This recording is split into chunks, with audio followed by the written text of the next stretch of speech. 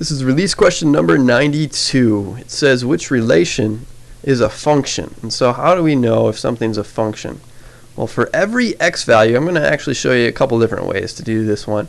But for every x value, if you have the same x value, it has to match up with the same y value. You can't have an x value and then two different y values going along with the same x value.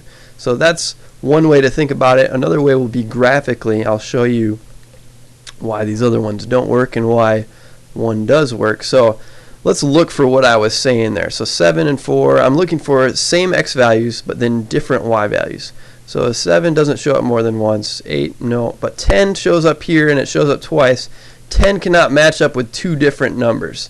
So it says which is a function. Because of these two matching up with different numbers, it's not a function. So I've got 4 here matching up with 4 different numbers in choice C. Definitely not a function there. I've got all different x values here for this one, and if I have all different x values, then it doesn't matter what the y values are. It's going to be a function. So if I'm just looking basically for the same x values matching up with different y values. So this one is a function.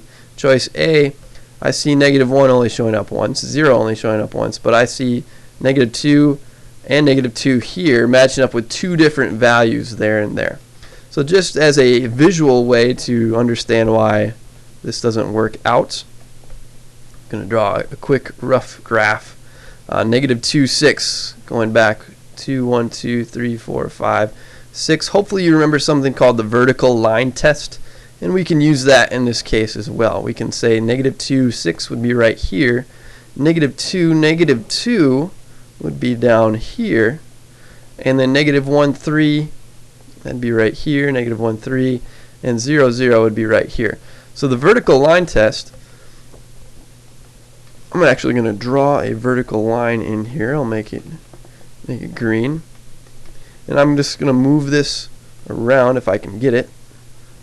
Come on, there we go. And notice as I go from either direction, as I move this way or this way, if it crosses more than one point at a certain point along the way, at least 2, if not more, then it does not pass the vertical line test. So it's good here, it's good here, it's good here, until, boom, I get right to here. It crosses 2 points. That vertical line crosses 2 different points. It doesn't pass the vertical line test then, meaning it's not a function. And so choice A, that's why that one doesn't work.